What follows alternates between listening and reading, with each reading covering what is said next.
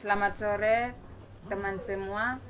Perkenalkan, nama saya Nufianti GNT Menas, kelas A, mahasiswa reguler sore semester 9. Pada kesempatan ini saya akan membahas hasil review buku Sosiologi Terapan yang berjudul Perpustakaan dan Masyarakat, yaitu peran, tanggung jawab, dan masa depan di zaman perubahan, yang ditulis oleh David Baker dan Wendy Evans.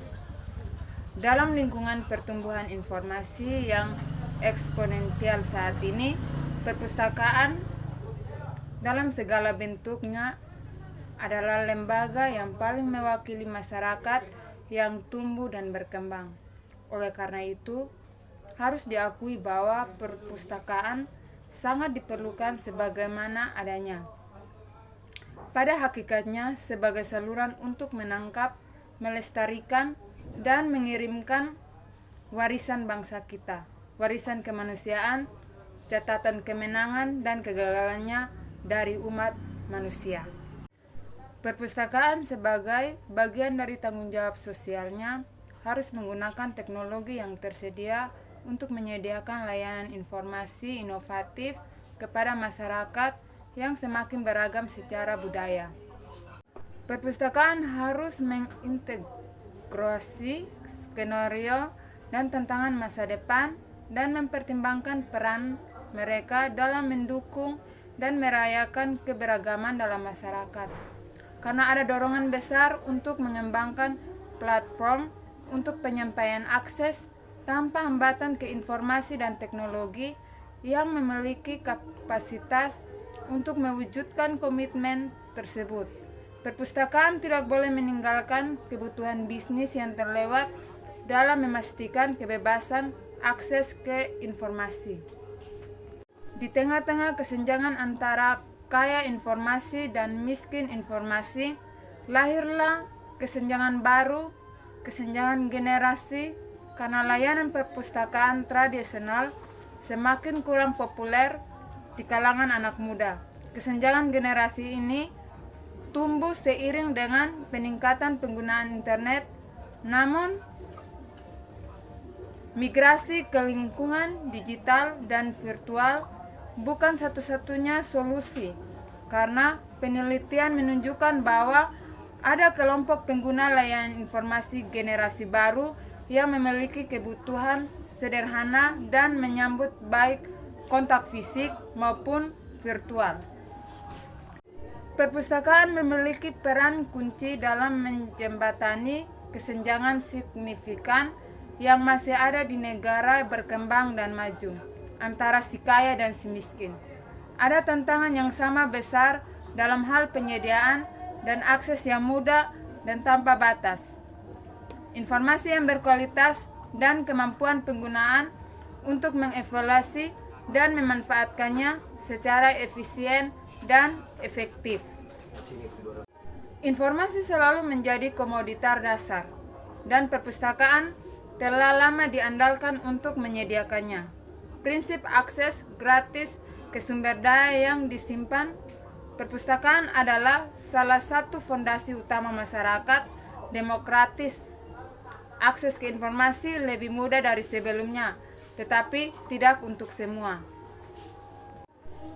Perpustakaan telah lama memiliki peran penting dalam mendukung pendidikan di semua tingkatan, mengeksplorasi cara-cara perpustakaan dapat berkontribusi untuk pengajaran dan pembelajaran, dan banyak peluang yang ditawarkan oleh TIK dengan pergeseran yang meningkat dari dosen ke mahasiswa dan menuju silabus dan kemandirian pelajar menurut Adopus 2009, seperti yang disimpulkan oleh David Harris.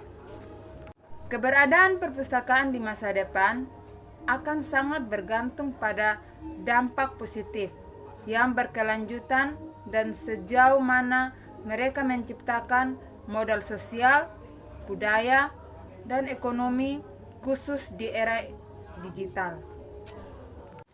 Perpustakaan perlu mengembangkan sumber daya dan layanan untuk lingkungan yang berubah ini yang paling memenuhi kebutuhan pengguna, dan khususnya untuk mengembangkan dan fokus pada penyediaan online sambil terus menjadi organisasi yang berakar pada komunitas pengguna mereka. Perpustakaan akan dibantu dalam hal ini dengan adanya asosiasi profesional yang kuat, yang terus memikirkan kembali peran dan tanggung jawab staf perpustakaan. People Flows mendemonstrasikan bagaimana orang-orang berpindah antara perpustakaan untuk mendapatkan informasi dari sumber pengetahuan, mencari bantuan, atau menemukan lingkungan di mana mereka dapat bekerja dengan nyaman. Yang juga diindikasikan adalah bahwa waktunya sudah dekat ketika informasi dan pengetahuan akan mengalir ke orang-orang. Dalam konteks ini, konfigurasi ulang penyediaan perpustakaan akan setidaknya diinginkan.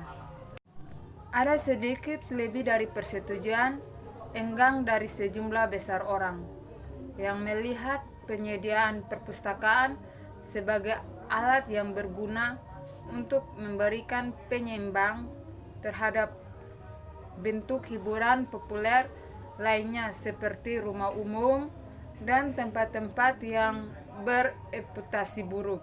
Seperti dalam wacana politik publik seperti ini, argumen dilebih-lebihkan di kedua sisi dan insiden luar biasa diperlakukan sebagai kasus yang berlaku secara umum seperti yang terkadang dilakukan oleh para sejarawan.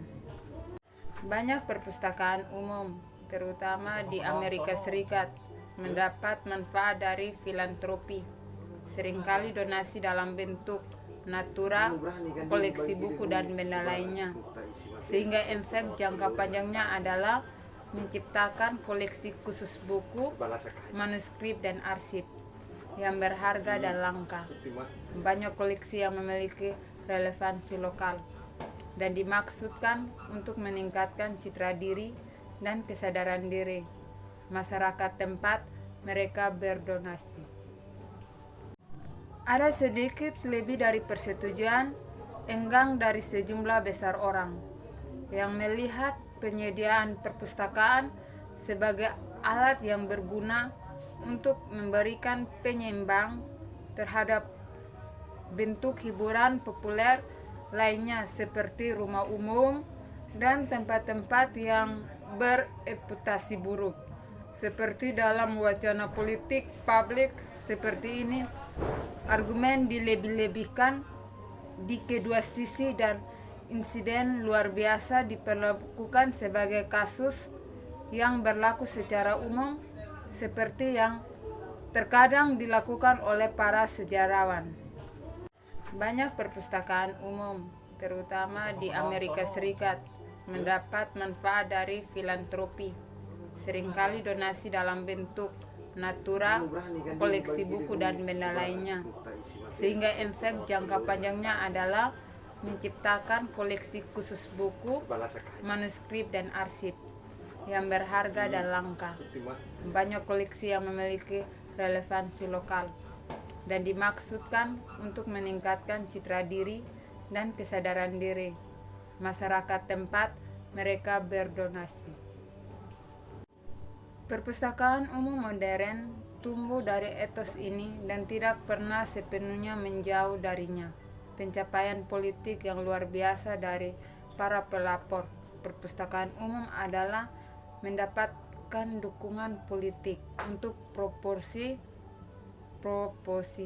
fundamental mereka bahwa perpustakaan adalah barang yang diinginkan secara sosial, sementara pada saat yang sama secara umum menghindari bahaya yang menyertai kontrol politik yang terbuka atas operasi mereka.